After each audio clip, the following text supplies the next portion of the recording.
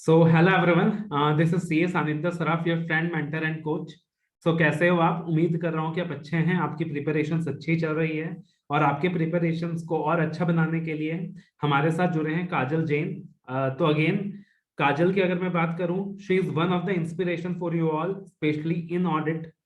Because we all know कि audit is a subject कि हमारा नाइटमेयर है। हमें लगता है कि सर बस पास करा दो, कैसे भी पास करा दो, 30 नंबर आ रहे हैं हर बार, 25 नंबर आ रहे हैं हर बार।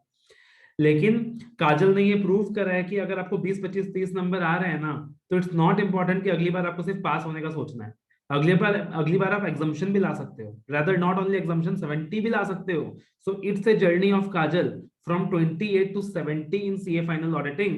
कि 28 आने के बाद नॉर्मली एक स्टूडेंट टूट जाता है, और वहां से काजल ने 70 मार्क्स सिक्योर करे हैं ऑडिट में अगले ही अटेम्प्ट में। So that's ended inspiration Kajal. Thank you, sir. So thank you Kajal for joining us. And again, ये जो गेम चेंजर था, मतलब obviously audit was a game changer, कि एक तरफ 28 मार्क्स, एक तरफ 70 मार्क्स, मतलब कोई बिलीव नहीं करेगा कि इतना ड्रास्टिक डिफरेंस भी आ सकता है। तो एग्जैक्टली मैं पूछना चाहूंगा काजल कि आपने क्या किया सबसे पहले जब रिजल्ट आया, जब आपने देखा कि वो मार्क्स वहां पे ऑडिट में कम है, उसकी वजह से पास नहीं हो पाए हो। तो उस वक्त आपने क्या फील किया एग्जैक्टली? आपने क्या स्टेप्स लिए, आपने क्या डिसाइड करा कि कैसे मुझे ऑडिट के अंदर ये जो मार्क्स हैं कैसे से इंक्रीज करना है? तो exactly what you decided and what you did? Thank you, sir, first of all, giving me this opportunity. Uh, my marks in audit were 28. In the last attempt, I was having 224 marks. I was having exemption in 3 subjects, but just because of audit, I need to appear for exams again, and I was one step away from having the prefix CA. So after seeing my 28 marks in audit, I was very disheartened. Then I thought कि नहीं, अब तो मुझे करना ही है कैसे भी हाल में, like I need to score more. I just sat on one place and I just heard कि मैंने अब क्या करना चाहिए, मैंने कौन सा जगह फोकस करना चाहिए. तो I took your fast track batch, not normal batch. I took your fast track batch. So पहले तो मुझे सबसे ज्यादा ये बेनिफिट हुआ क्लास का कि पहले मैं ये नहीं देखती थी कि how much how much time I need to devote to one chapter. तो फिर you suggested in the exams, sorry, in the lectures that ऐसे को इतना परसेंटेज देना चाहिए, इतना मार्क्स हम लोग यहाँ स्कोर कर सकते हैं. Similarly for company audit, professional ethics, tax audit part, तो मैंने वो चीजों पर ज्यादा फोकस किया जहां पर हम ज्यादा स्कोर कर सकते हैं. तो या ओके। उसके बाद उसके बाद आपने जब क्लासेस ली, कितने टाइम आपने क्लासेस कंप्लीट करी? What was the pattern of seeing the classes? After that how you did your revisions and what was the USP factor कि सर इसकी वजह से मतलब बहुत ड्रास्टिक डिफरेंस आ गया? सर, पहले जब मैं पढ़ रही थी ना, तब मुझे मेरे कंसेप्ट इतने क्लियर नहीं थे. मतलब कुछ कुछ टॉपिक पे जब मैंने लेक्चर देखना शुरू किया, देन आई रियलाइज कि कोई कोई चीजें और कोई कोई पार्ट है जो मुझे और क्लैरिटी ये लेक्चर्स देखने से मिल रही है. तो मैंने वो चीजों पर ज्यादा फोकस किया. First I use to do that. मैं एक ऐसे पढ़ती थी और उसके क्वेश्चन आयर करती थी, जो कि गलत था. जब हम एग्जाम देते हैं तो एक साथ में हमें क्वेश्चंस आते हैं, हमें समझ में नहीं आता कि हमने कौन सा आंसर किसके लिए जाना चाहिए, यहाँ पे ऐसे का रेफरेंस चाहिए या यहाँ चैप्टर का रेफरेंस चाहिए. तो what I use to do कि मैं एक एक सीरीज पढ़ती थी, like 2 days 2 hours I use to give to audit every day. तो उसमें मैं एक सीरीज उठाती थी, ऑडिट लाइक 200 सीरीज, उसे मैं पूरा पढ़ती थी.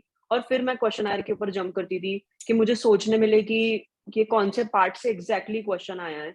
हमेशा जब मैं पेपर लिखती थी तब भी मुझे यही डाउट रहता था कि ये क्वेश्चन आया कहाँ से. तो आई यूज टू डू लाइक मैं कुछ भी फ्रेम करके आ जाती थी, कोई भी ऐसे का रेलेवेंस दे देती जो कि मेरा पार्ट गलत था.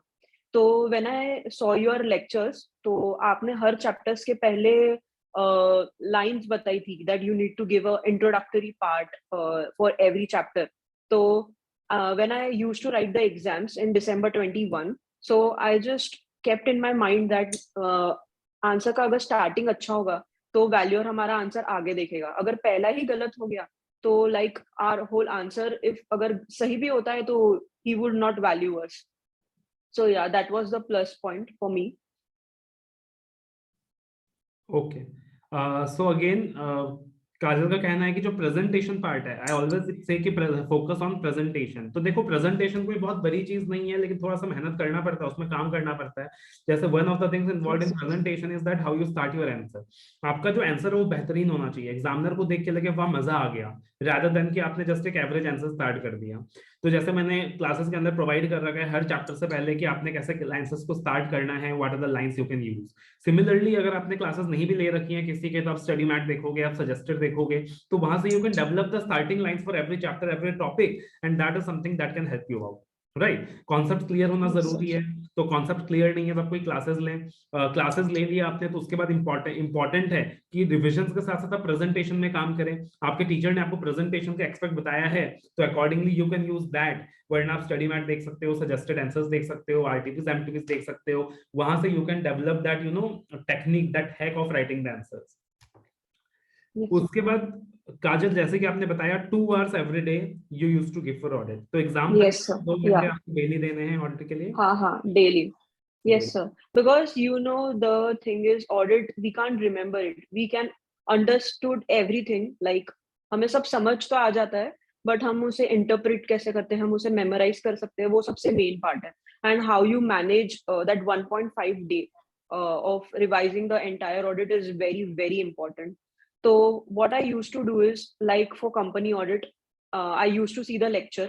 After that, मैंने अपने खुद के शॉर्ट नोट्स बना लिए थे कि ये पार्ट में मुझे ये समझना है, ये पॉइंट मुझे लर्न करना है। तो विदिन 2 आवर्स मेरा कंपनी ऑडिट पूरा रिवाइज करके हो जाता था, just because of the short notes. हम लोग एग्जाम के टाइम पे पूरा ऑडिट सब्जेक्ट पूरा बुक में से नहीं पढ़ सकते। आपने 80% 90% सिलेबस में ऐसा बताया था कि ये इम्पोर्टेंट है, आपको एग्जाम के पहले देखना चाहिए। तो मैंने उन सबकी शॉर्ट नोट्स बना ली थी और उस हिसाब से मैंने 1.5 डेज में उसकी पढ़ाई की थी। Okay, and apart from that, जैसा आपने बताया कि आप खुद के नोट बनाते बनाते थे, that is something I always हाँ सर। कि आप हमेशा खुद के नोट्स बनाएं, बहुत ज्यादा बेनिफिशियल रहता है, राइट। उसके अलावा लाइक ऑडियो क्लिप्स मैंने आपको प्रोवाइड किया था, या फिर रिविजनरी वीडियोस प्रोवाइड किया था, how much that help you for revision? Sir, I have seen your revision lectures even for law as well as audit. तो ओवरसीज वगैरह का मैंने अमेंडमेंट पार्ट्स वो सब देखा था, तो बहुत लेंदी था स्टडी मैट में। तो आपने जैसे लेक्चर्स में बता दिया था कि ये इतना पढ़ लो आप, तो आपको एग्जाम में इतना ही आएगा, और उसी में से ही आया।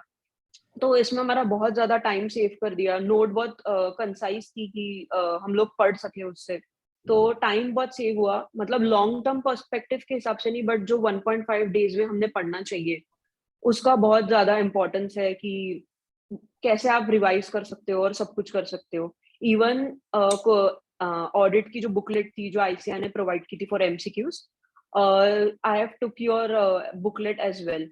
तो उसमें मुझे कुछ आंसर्स नहीं आते थे, तो मैं पीछे जाके देख लेती थी इसके प्रीवियस अटेम्प्ट में। मुझे उसका रीज़न नहीं पता था कि आंसर गलत कहाँ हो रहा मेरा, बट आपकी बुक में उसकी रीज़निंग तक दी है कि आंसर कैसा होना चाहिए, ये ऐसा क्यों आया। तो ये बहुत हेल्प करता है। और एग्ज़ाम में थोड़े बहुत क्वेश्चंस रिपीट भी होते हैं बुकलेट के, तो एकदम से क्लिक हो जाता है कि नहीं, ये तो मैंने उधर पढ़ा था, इसकी रीज़निंग ऐसी थी। तो वो बहुत कुछ हेल्प किया है मुझे। और मेन बात तो ये थी, फर्स्ट ऑफ पहले मैं ऐसा करती थी कि मैं पूरा चार्ट से पढ़ लेती थी, बट मुझे लैंग्वेज ही पता नहीं थी कि आंसर की लैंग्वेज कैसी होनी चाहिए। तो इस बार मैंने अपना तरीका जो रहता पढ़ने का, वो भी मैंने चेंज किया। Like I used to first go through the entire text, like theory and everything, and then I used to jump on charts और एनी अदर मैट और questionnaire. Yeah, that was the plus point for this. Okay, and apart from that कितने questions practice कर रहे हैं आपने audit में overall? Sir जो भी मतलब पूरा जो लाइक लास्ट 10 अटेम्प्ट्स के क्वेश्चंस होते थे उसके अंदर, लाइक 1996 तक के क्वेश्चंस होते थे, and if we are done with that, हमें और कुछ ज्यादा पढ़ने की जरूरत नहीं है। और मुझे लगता है क्वेश्चन आंसर्स की बहुत ज्यादा प्रैक्टिस होनी चाहिए कि क्वेश्चंस कैसे पूछते हैं।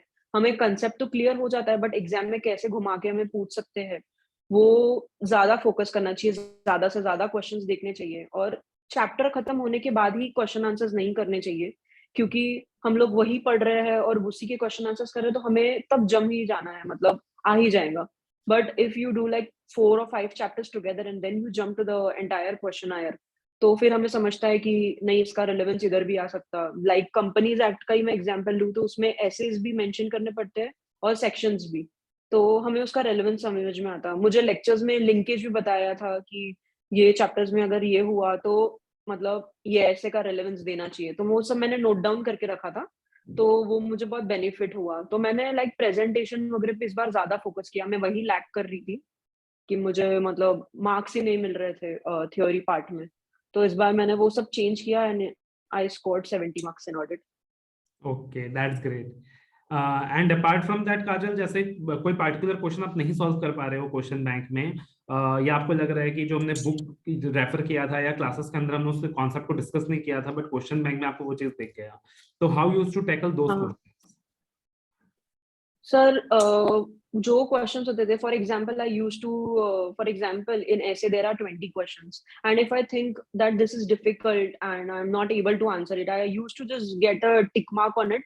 एंड जब मैं नेक्स्ट टाइम पढ़ती थी तो मैं वो क्वेश्चंस पर ज्यादा फोकस करती थी कि लाइक ये एग्जाम में आ सकता और मुझे ये नहीं आ रहा था, तो वही क्वेश्चंस को फिर नेक्स्ट टाइम रिपीट और रिवाइज करना इम्पोर्टेंट है। यही हम लोग करते नहीं है, जो जो इजी होता है हमें आता है हम वही उसको रिवाइज करते हैं। लाइक हमें टिक मार्क करना चाहिए, ये मतलब लाइक 20 क्वेश्चंस है, 10 हमें नहीं जम रहे तो स्टार मार्क कर दो, double star. I used to do this thing like 1 star, 2 star and 3 star.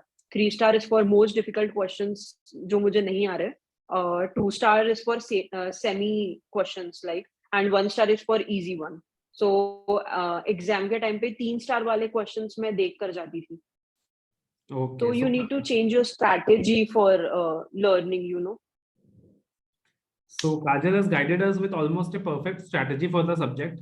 Like अभी time बहुत कम बचा है काजल, तो any last moment advice that you will like to give the students, especially for this particular subject audit? Yes, sir. I guide everybody that please make short notes. You can't revise the entire in 1.5 days before your exams. So you just need to make everything like shortly. You need to write there that what part we need to revise at exams and everything related to that. You can't read the entire book in 1.5 days. It's impossible. So you need to make short notes for everything, like every big chapter which have weightage, like 50% is covered by essays, professional ethics, companies. So you need to make short notes on it, and you need to focus on the amendment part, क्योंकि MCQs में वो पूछा जाता ही जाता है, test होता है, तो MCQs बहुत स्कोरिंग हो जाते हैं उस बेसिस के लिए, and yeah, that's it.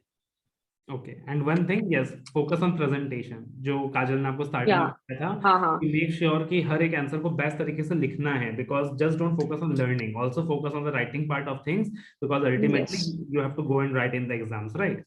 So that's one yeah. important thing that you need to remember. And one thing, like you need to see the weightage. If it's of 4 mark, you should not give much length to the answers. First, I was like, मैं बहुत बड़ा answer लिख के आ जाती थी, 4 mark का भी रहता था तो पेपर कंप्लीट नहीं होता था। एंड मेक श्योर कि तुम्हारा 85 to 90 का पेपर कंप्लीट हो, तो आप जाके कहीं एग्जामिनेशन के लिए सोच सकते हो। अगर पेपर ही कंप्लीट नहीं हो रहा है तो you can't score in audit, because they see the thing like how much you have attempted and everything. So that's important thing, Okay. like length of the answer and everything. Yeah. So that's again important thing Kajal has said. So I believe that इस video के अंदर जो भी बातें काजल ने बताई हैं काफी अच्छी बातें बताई हैं एंड बच्चों के लिए काफी बेनिफिशियल रहेगा, तो फटाफट यार वीडियोस को लाइक कर दो काजल के लिए, do share the videos and show your support, comments में मेंशन कर सकते हो कि काजल के टिप्स आपके लिए हेल्पफुल रहे कि नहीं रहे, and again all the very best Kajal for your future interviews as well. ये वीडियो बहुत पहले आ जाता but Kajal was very Thank you, sir. Busy in her interviews and all, so that's why ये वीडियो हम लोग Yes, पहले sir. नहीं ला पाए, राइट? अभी सडनली काजल Yes, का sir. कॉल आया कि sir I do want to record that video for students, I was busy from the couple of months, so we decided चलो यार एग्जाम से पहले बच्चों को एक मोटिवेशनल बूस्ट दे दिया जाए कि अगर मेरे पहले 25-30 नंबर भी आए हैं तब भी मैं ऑडिट में 70 टारगेट कर सकता हूँ। Yes, sir. So all the very best Kajal and all the very best all of you. Thank you, sir.